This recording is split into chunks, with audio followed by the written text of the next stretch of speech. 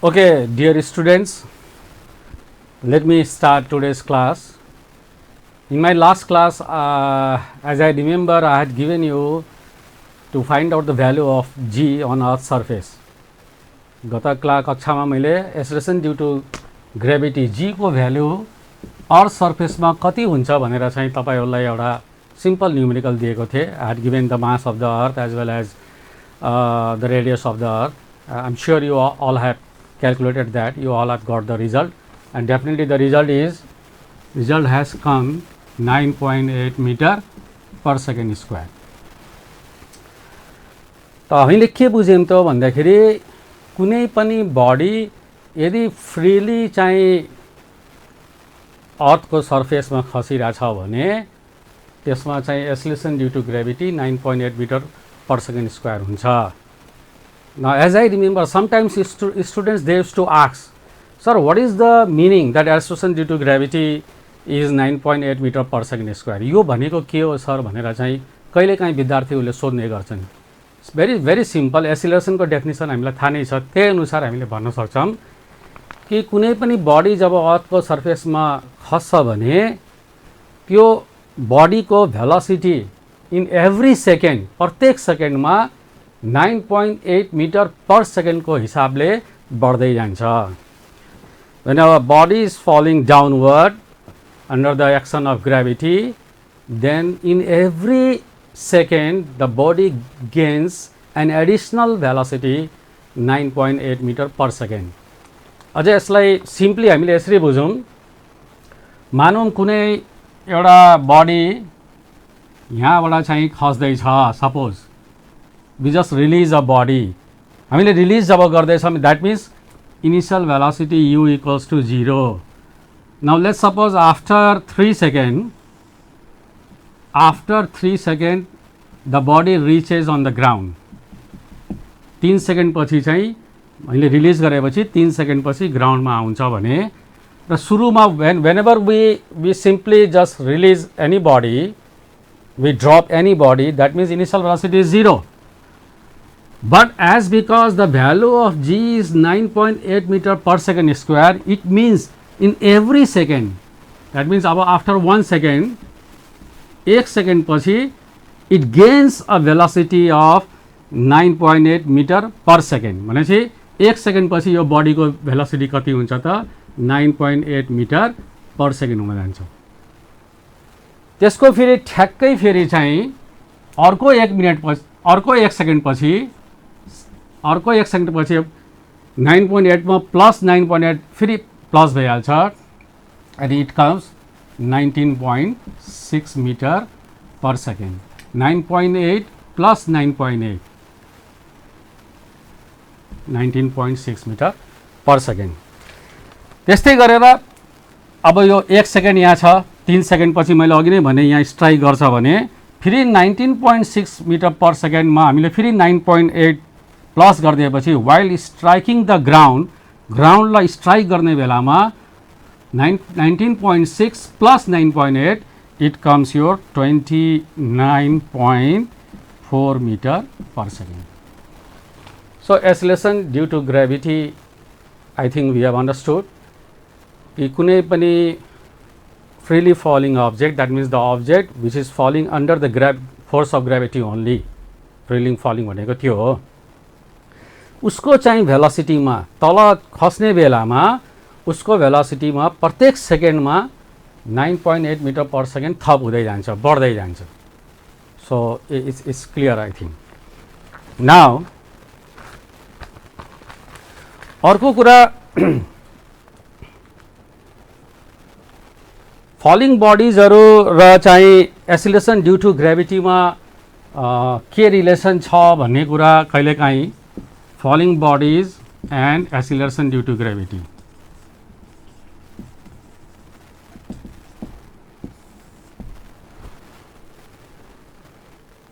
अब यसको बारेमा सर्वप्रथम चाहिँ हामीलाई जानकारी दिएको वैज्ञानिक चाहिँ उहाँ ग्यालिलियो हुनुहुन्थ्यो. उहाँले के भन्नुभयो भन्दाखेरि के पत्ता लगाउनु भयो भन्दाखेरि any different objects of different masses, जतिसुकै जे पनि मास होस् त्यसको यदि तिनीहरूको फ्री फल हुन्छ भने एक्सिलरेसन ड्यू टु ग्रेभिटी चाहिँ सबैमा सेम हुन्छ, मासले त्यहाँ कुनै पनि इफेक्ट गर्दैन। फर्मुलाले पनि त्यही भन्छ, फर्मुला हामीले पढेका थियौँ कि G equals to GM upon R square. यो फर्मुलामा अब यो क्यापिटल एम भनेको त प्लानेटको मास हो, क्यापिटल आर प्लानेटको रेडियस हो, त्यहाँ बडीको मास छँदै छैन यो सूत्रमा। That means the mass of the body doesn't play any role in the value of g, in the value of acceleration due to gravity. So what does it mean? It means different objects are having different masses, they will fall under the gravity downward with the same acceleration due to gravity. अब यसलाई मैले एउटा simple example मैले यहाँ so गर्छु,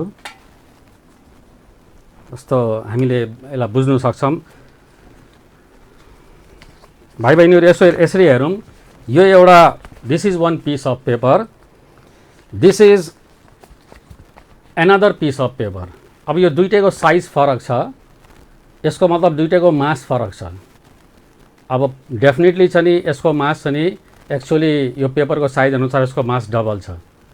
तर एकछिनलाई हामीले यसरी विचार गरौँ, मैले दुईटैलाई फोल्ड गरिदिएँ, यसरी फोल्ड गरिदिएँ दुईटैलाई, यो यसको मास धेरै छ, डबल छ नियरली योभन्दा।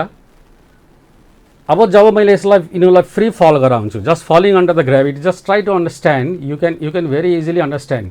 अब हामीले मैले I am just going to release both the papers at the simultaneously at the same time. Now look, I think you have got the vision. Once again I will show you. They have got the different masses, they are falling down with the same acceleration, they are simultaneously together, they are coming down. There is no any effect of their masses. अब यही same again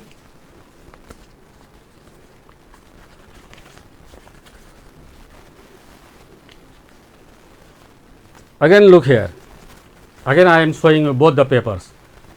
It has got more mass, okay, it has got less mass, okay. Look here now,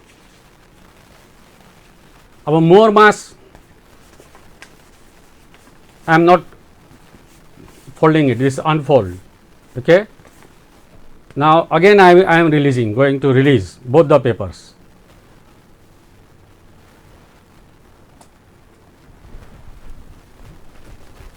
Once again, if you'll see clearly, this one will go faster than this.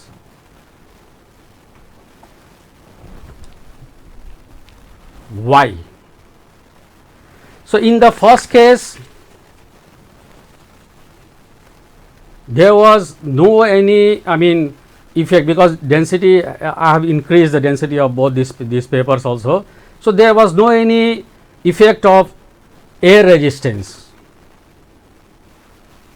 That we can negligible air resistance. That's why both the papers, these pieces of papers, they were falling only due to the gravity. That's why they are falling down with the same velocity, with the same acceleration. They were falling down together, and they strike the ground together. But in the second case, what I did, I just increased the surface area of this paper. So this is the larger surface area.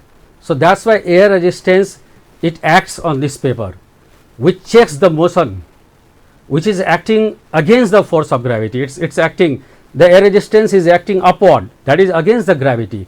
So that checks the motion.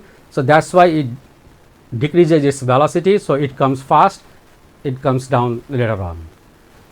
So I think it's quite clear. If there is no any air resistance, there is no any other forces, whatever be the masses of the bodies, if they fall from a certain height towards the ground, that is, they are due to the gravity only. In that case, the acceleration will have the same value for both, for all the bodies. Now, in your lesson, there is one simple experiment. Actually, we have got very less time. That's why I cannot show everything. But even though I will try that is called guinea and feather experiment. So it's like this. In this experiment, what is done actually?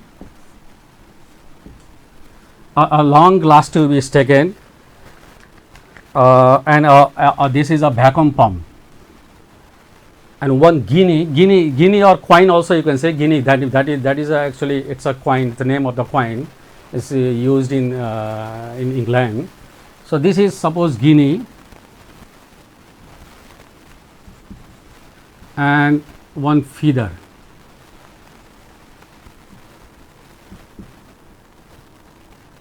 Here I am showing another figure. This is feather. This is case 1, case 2. In the case 1, so in that glass tube, in this glass tube, guinea, that is the coin, and the feather, it is kept. Now when the tube is inverted, in the first case, in the case 1, what we find that guinea or the coin, it comes down faster than the feather. Now in the second case, what is done in this experiment? With the help of this vacuum pump, the air inside of this tube has been evacuated, has been taken out. So now the vacuum is created inside this tube. So there is no air inside this. So in case 2, in the second case, when the same experiment is done, when the tube is inverted, now initially both are at the bottom, guinea as well as the feather, but now there is no air in the second case. When it is inverted, then they fall down together. That means with the same acceleration they are falling down. So this experiment is known as feather and coin experiment, or feather and coin, or guinea also we say experiment. This is to demonstrate the same thing. What is the result of this experiment? That in vacuum, or if there is no any air resistance, then all the bodies of different masses, they fall down with the same acceleration, and that is the acceleration due to gravity. Now next topic is variation of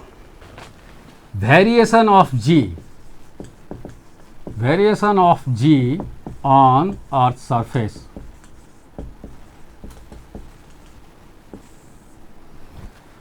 अब अर्थ को सर्फेसमा चाहिँ जी को value कसरी भ्यारी गर्छ, कसरी चाहिँ भ्यारी गर्छ, त्यसको बारेमा हामीले केही पढ्न गइरहेका छौं. अब number 1 case is due to the shape of the earth.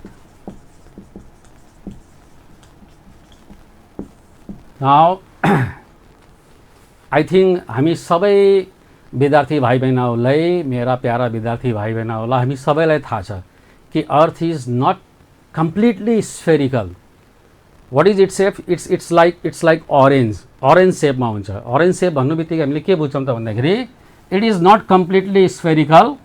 Okay, it is not completely spherical. It is flattened at the poles. यो पोल्स तिर चाहिँ अलिक च्याप्टो हुन्छ, and bulging out towards the equator.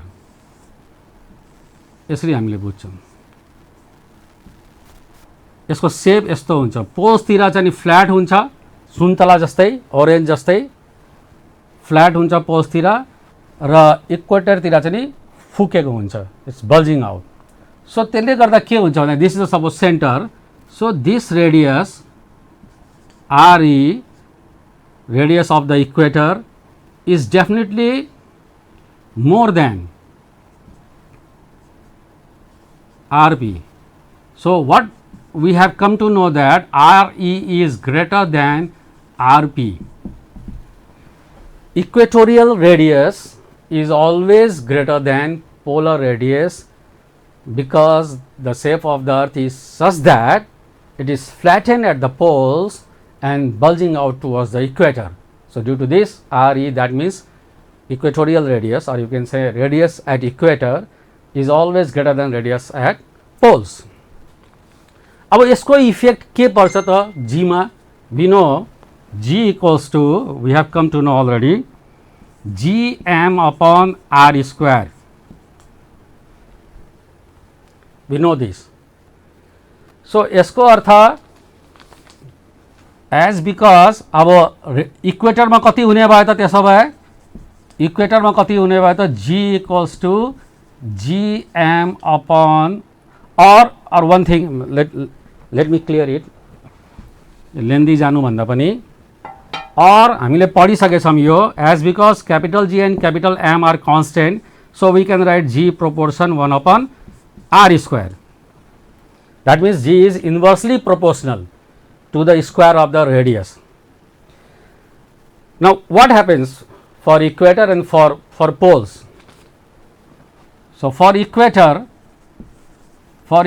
we see RE is greater than, for equator G, we can say that G proportion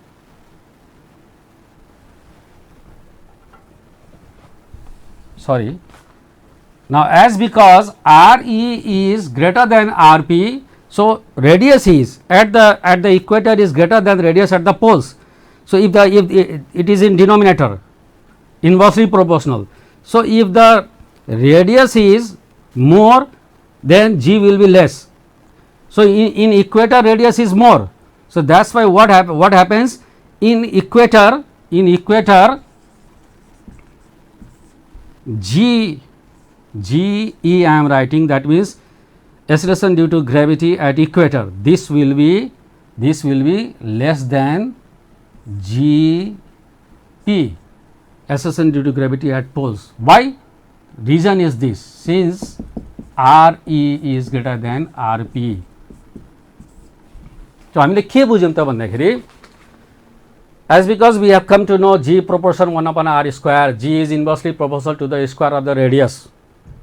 Now the equatorial radius is more than polar radius, that's why the value of g at equator will be less than the value of g at poles. I think it's clear to all of you. अब यो भन्दा अगाडि फेरि हामीले एउटा कुरा त्यसलाई पनि मैले जोड्न चाहन्छु, हामीले यो पनि पढेका थियौं कि w equals to m into g हुन्छ भनेर. सो यहाँबाट हामीले के बुझ्छौं त भन्दाखेरि, त g बढेपछि w पनि बढ्छ. If g increases, w also increases. If g decreases, w also decreases. अब यही केसमा हेरौं, GE is less than GP, that means WE is less than WP भनेर पनि हामी बुझ्न सक्छौं. कुनै पनि बडी को वेट इक्वेटर मा उसको वेट पोलर भन्दा कम हुन्छ. अब यसलाई सुरुबाट हामीले जोडेर बुझौं. We know that g proportion 1 upon r square, g is inversely proportional to the square of the radius. So it means if r increases, g decreases. If r decreases, g increases. Now the shape of the earth is such that r at E or r at equator is more than r at P. Consequently, what happens? G at equator becomes less than g at poles. And as because w equals to m into g, so if g decreases, so definitely w also decreases. That's why weight of a body at equator is less than the weight of the same body at poles. So you clear by like this is due to the shape of the earth. Now generally यहाँ हामीले यो पनि जानिराखौं, value of g at E generally कति हुन्छ भन्दाखेरि 9.78 meter per second square हुन्छ भने g at poles 9.83 meter per second square हुन्छ र average value of g equals to 9.8 meter per second square. So अर्थ को शेप ले गर्दाखेरि इक्वेटर मा चाहिँ g को value, acceleration due to gravity को value 9.78 metre per second square हुन्छ र पोल्समा जी को value GP the value of acceleration due to gravity at poles it is 9.83 metre per second square.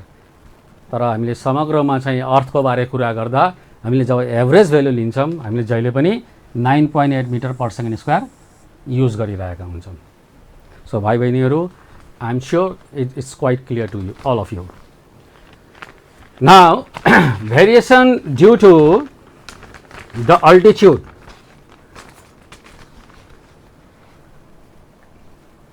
Due to the altitude,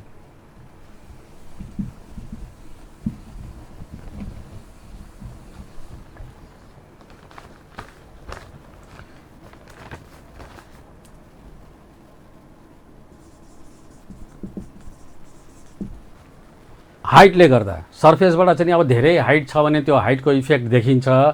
त्यो बेलामा चाहिँ के हुन्छ त द भ्यालु अफ जी। अब अर्थको सर्फेसको नजिकै छ भने त्यो खासै त्यो चाहिँ नेग्लिजिबल भएर जान्छ। तर धेरै हाइट छ अब तपाईँको चाहिँ पहाडहरू छ भनेपछि अब चाहिँ हायर अल्टिट्युड धेरै बढिरहेछ भने इफेक्ट हुन्छ त्यहाँ। So what is the actually calculation, what is the effect, let's see. Suppose अब यो अर्थ भयो, अब मानौँ यहाँ एउटा हिल छ, यसरी हिल छ, सपोज यो पहाड छ। अब सर्फेसबाट धेरै उठेको ठाउँ भयो यो। So this is the center, so this is your R, this is your R। र अब यो हिलको यो हिल हो एउटा, यसको हाइट सपोज h छ, यहाँबाट यहाँसम्म h। एउटा कुनै बडी अब यहाँ छ भने अब यहाँ छ नि यो टप अफ दिस हिलमा चाहिँ के हुन्छ त? अब अर्थको सेन्टरबाट यहाँ सर्फेससम्म त R भयो, अर्थको सेन्टरबाट सर्फेससम्म R भयो, सर्फेसदेखि फेरि माथि जानु पर्यो h। So we all know g equals to gm upon r square भनेर हामीले बुझेका छौँ। यो अन सर्फेस भयो, अन सर्फेस। त एट एन अल्टिट्युड h अब के हुने भयो त भन्दाखेरि g ड्यास, त्यसलाई मानौँ एकछिनलाई, g dash equals two G र एम त सेमै रहन्छ, तर आर सर्फेससम्मको लागि आर भयो, सेन्टरबाट चाहिँ त्यो बडीको सेन्टरको डिस्टेन्स। तर एच हाइट जानु बित्तिकै now it becomes the distance R plus H. So R plus एचको होल स्क्वायर हुने भयो। त यहाँ हामीले अब सिम्पली हामी बुझ्न सक्छौँ कि डिनोमिनेटर चाहिँ के भइरहेछ त यहाँ बढिरहेछ। जस्तै यो दुईवटा केसलाई जी र जी ड्यासलाई हामीले हेऱ्यौँ भने जी भनेको the value of acceleration due to gravity on the earth surface GM upon R square. H अल्टिट्युडमा जानु बित्तिकै, एच हाइटमा जानु बित्तिकै के भयो त GM upon R plus H square. यो दुईवटामा डिफ्रेन्स हामीले यसो हेरौँ त के छ त भन्दाखेरि what is the difference? Denominator is increase here. So denominator increase हुनु बित्तिकै the whole value will what happen? It will decrease. So at means यो सिम्पल यो दुईवटा सूत्रबाट नै हामीले के बुझ्यौँ त भन्दाखेरि g dash is less than g because denominator increases. So with altitude the value of g decreases भनेर हामीले बुझ्यौँ। त सर्फेसमा कुनै एउटा बडीको जति वेट छ, जसरी जसरी हामी पहाड चढ्दै जान्छौँ जी को भ्यालु कम हुँदै जान्छ, जी को भ्यालु कम हुँदै गएपछि वेट पनि कम हुँदै जान्छ भनेर हामीले बुझ्नु पर्यो। It's clear? I am sure it's quite clear to all of you. अब यो दुईटामा रिलेसन पनि हामीले यहीँ निकाल्न सक्छौँ जी र जी ड्यासको बिचमा। अब कसरी निकाल्न सक्छौँ भन्दाखेरि यो त हामीलाई क्लियर भइहाल्यो। अब यो दुईटा जी ड्यास र जी को बिचमा रिलेसन हामीले हेर्छौँ, G dash divide by G हामीले गरेपछि जी ड्यास अपन जी गर्दैछु मैले, GM upon R plus H whole square whole upon GM upon R square और जी ड्यास अपन जी। अब यो जीएम क्यान्सल्स आउट हुन्छ, R square will go up upon R plus H whole square, और you can say और G dash equals to G into R upon R plus H whole square.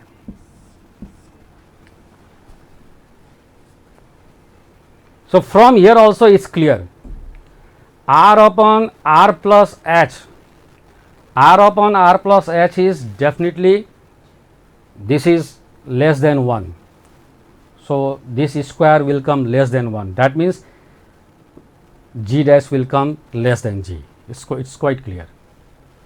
Okay, and this is the relation between g dash and g. What is g dash? G dash is the value of acceleration due to gravity at height h, at an altitude h, and g is the acceleration due to gravity on the surface of the earth, or radius of the earth as height from the surface. So another one, third one,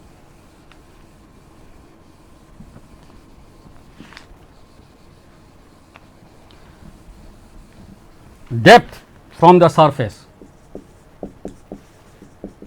depth from the surface.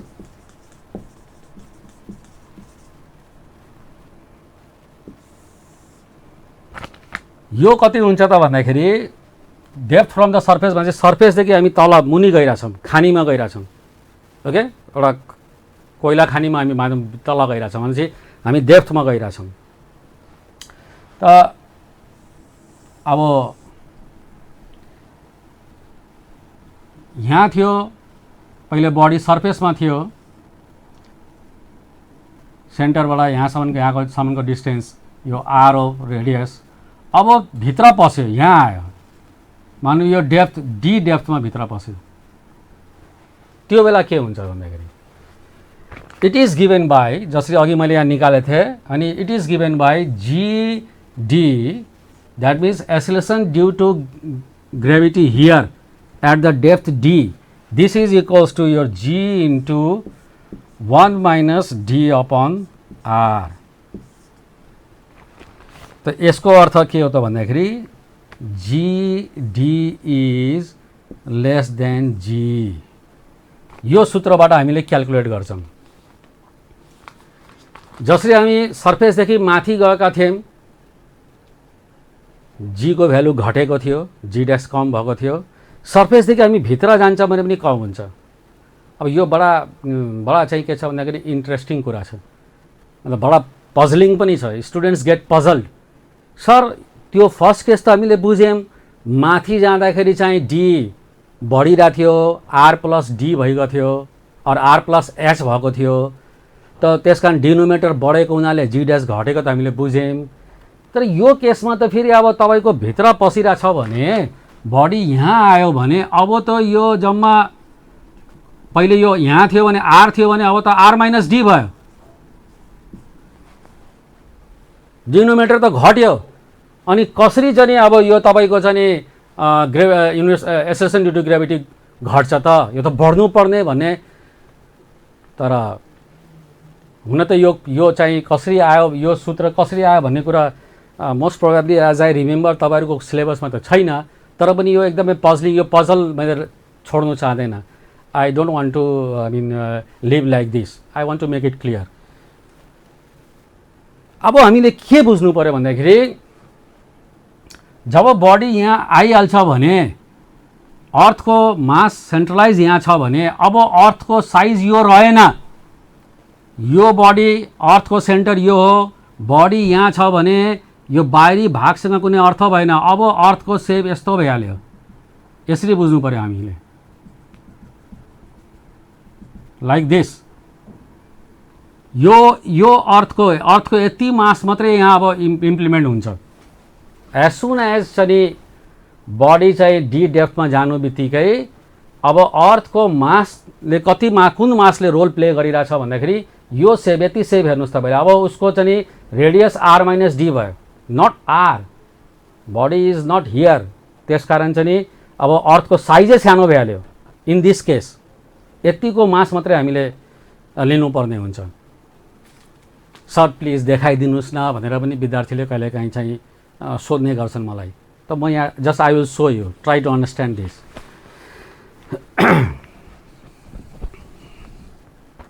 जस्तै अब first केसमा यहाँ जब थियो भने G equals to GM upon R square हुन्छ. It's clear. अब यहाँ आएपछि G dash equals to G. अब मैले अघि के भने त यम यो पुरै स्फियरको लागि मास यम थियो. अब स्फियर अर्थको साइज घट्यो, अब त्यही मास रहेन, यो मास चेन्ज भयो. सो त्यसकारण हामीले अब यो मास एम ड्यास भनेर मान्नु पर्यो. र अब आर कति भयो त यो साइजको अर्थको R minus D.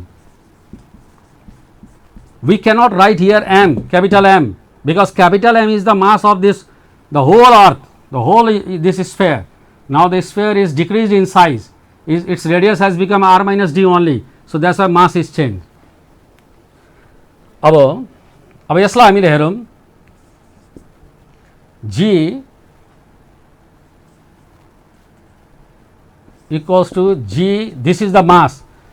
We all know density equals to mass upon volume. Density equals to mass upon volume. So volume mass equals to volume into density भन्ने हामीले पढेका छौँ. यो हामीले पढेका छौँ. यो सूत्र हामीले यहाँ युज गर्छौँ. अब मासको ठाउँमा हामीले के लेख्छौँ त भन्दाखेरि volume into density. So I have got very less time, that's why म अलिक फास्ट जान्छु. Please try to understand, you can understand. In the place of mass I will write volume into density. अब volume sphere को volume के हुन्छ त? Try to understand here. 4/3 यो sphere को volume 4/3 pi R cube for यो sphere complete R cube into मानौँ density of the earth, density of the soil, density of the earth, त्यो चाहिँ नि डी भयो. That is the material D upon R square भयो.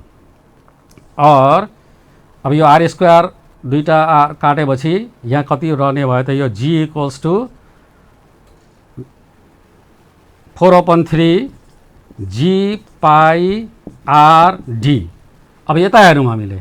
Look here now. G dash equals to G M dash mass volume into density. अब यो sphere भयो, यसको volume कति हुन्छ त 4/3 pi R. What is R? R minus D whole cube into density same. अब यो पनि अर्थ नै हो, यो पनि अर्थ नै हो, त दुईटैको डेन्सिटी सेम हुन्छ, सेम मेटेरियल भयो नि त. That's why D is not change, D is same, density is same. R minus D whole square. Look here, we cancel this, 1 R minus D remains here. So G dash equals to 4/3 G pi R minus D into D. अब G dash upon G गरौँ हामीले. G dash upon G equals to, look here this 4/3 g pi r minus d into capital D whole upon g को value 4/3 g pi r into d. So cancel or g dash upon g equals to r minus d upon r, or g dash equals to g into r minus d upon r, or g dash equals to g into r upon r is 1 minus d upon r. यो सूत्र यहाँ मैले gd लेखेछु, मैले g dash भनौँ एउटै कुरा हो, g dash or gd same thing. So in this way what we are getting now कि gd भनेको acceleration due to gravity at depth d, or I have while doing the here I have written g dash, same thing. This is equals to g into 1 minus d upon r, it has come. So that means g भन्दा केही घटिरहेछ भनेपछि यो कम भयो. So यसरी जब हामी सर्फेसदेखि मुनि जान्छौँ तब पनि g को भ्यालु घट्छ. I think now there is no confusion, your confusion is clear. Thank you very much. See you in the next class.